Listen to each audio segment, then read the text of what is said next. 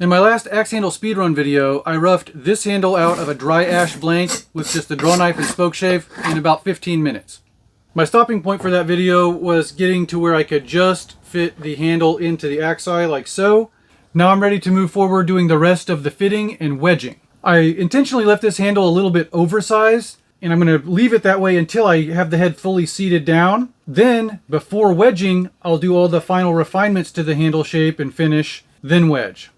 The fitting process is a lot less forgiving than the rough shaping, so I'm not just going to work at breakneck speed. I'll work at a brisk pace, but not so fast that if I make a mistake it could be catastrophic. And you never know how a fitting is going to go, so I'm not going to keep this in real time, but I will have a timer running in the background just so we can see how long the process takes. Alright, here we go. I like to use a spoke shave for most of the shaping of the eye. A spoke shave gives you more control than a draw knife, and it's faster than a rasp. Getting a good fit on an axe involves a process of repetitive test fits.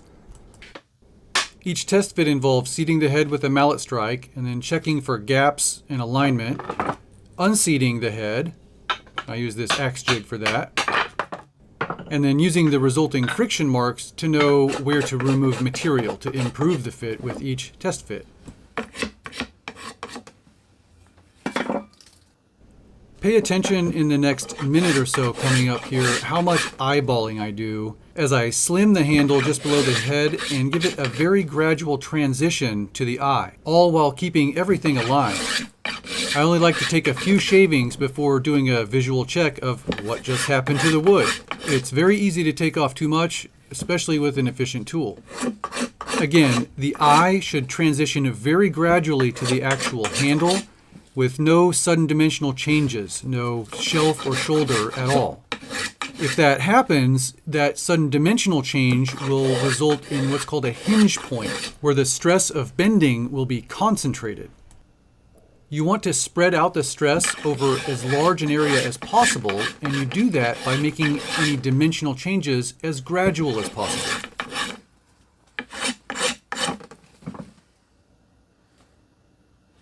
Okay, time for another test fit.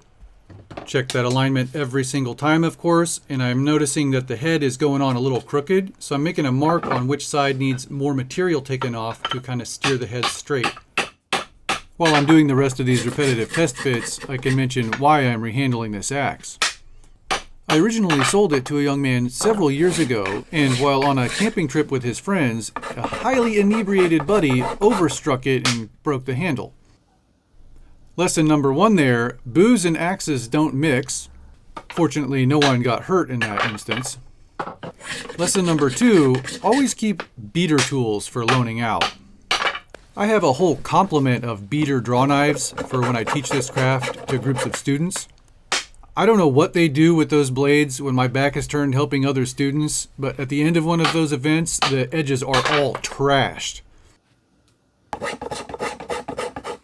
As I'm approaching the end of the fitting process, let's take a moment and appreciate the power of the wedging friction at the bottom of the eye.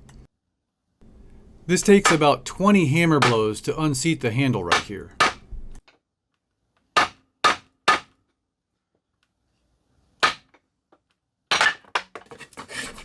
One last test fit, and it's looking pretty good. This is basically fully fitted now. It took me a little under 35 minutes, which is longer than average. I had to do a lot of aligning and correcting because it kept wanting to go on crooked. That's a topic for a different video, but you can selectively remove material and align the head as it goes on. Now, since this is basically seated as far as I like, I haven't done the final drive, but once I get quarter to half an inch material coming through the top of the eye, I stop the fitting process and focus on shaping the handle to its final form. I'm going to start by reducing the bulk of this back shoulder here, and then a lot of aligning and slimming and feeling for comfort. That's the next step. Leaving the head on initially helps me gauge how much material to leave at the back of the bottom of the head there. I want a little bit, just not too much. If there's quite a bit to take down, I'll start by push cutting with the draw knife, then switch to a spoke shave. But I need to have the head off to do all the final tweaks, just so it doesn't get in the way on the shave horse. Now this is where I'll be truing up any minor undulations or small tear outs, evening out the octagonal facets. And again, notice how much I'm eyeballing for a straight and true. All the while, I'll also be making sure that the dimension and comfort are good. And a final check with the head back on, just to make sure I didn't mess anything up.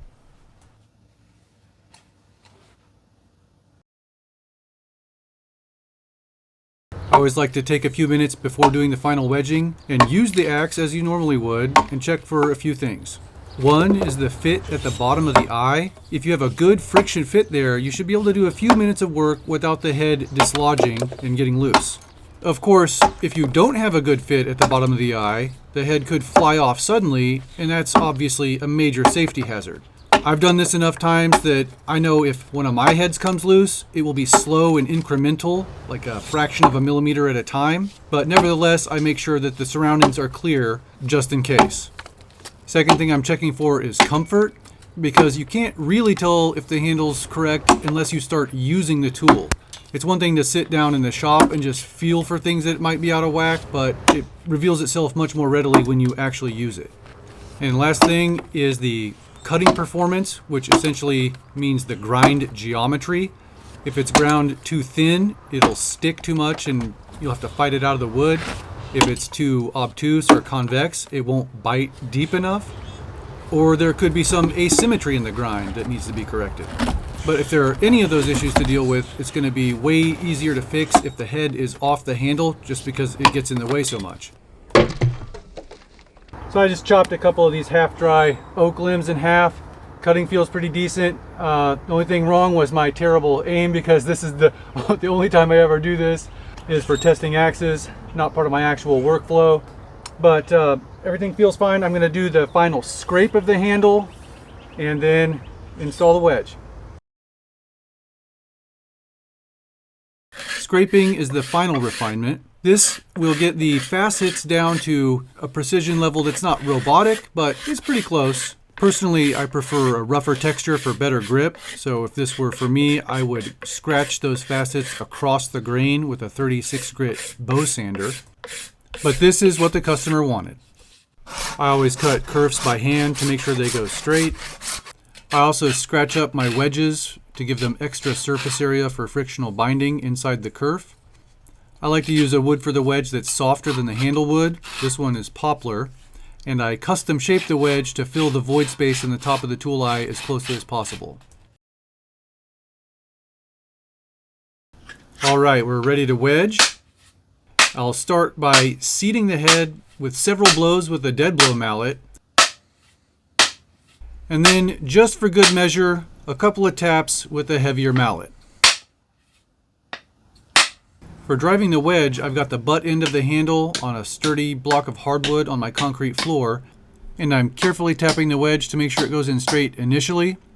In this case, it wants to drive deeper toward the front of the eye and get tilted. That's because there's a slightly larger gap at the front.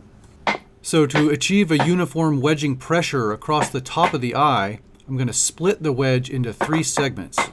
This way, each segment can drive down to whatever depth is necessary to achieve that uniform pressure. This takes a minute, so we'll just speed it up a bit. In the moment though, I was taking careful aim and concentrating, making sure I strike directly down. Otherwise you can snap the wedge off if you have a glancing sideways blow. I sized the wedge to make sure it's not going to bottom out. It would have to be driven below the top surface of the handle itself for that to happen. And I go until the wedge segments stop moving under a moderately heavy hammer blow. Again, so that even force of finishing hammer blows will translate to an even wedging pressure across the top of the eye. I don't like proud hangs for working axes, because having a lot of material sticking out the top just ends up getting damaged in use. So I'll trim it close to flush and clean up that rough cut with the fine side of a farrier's rasp.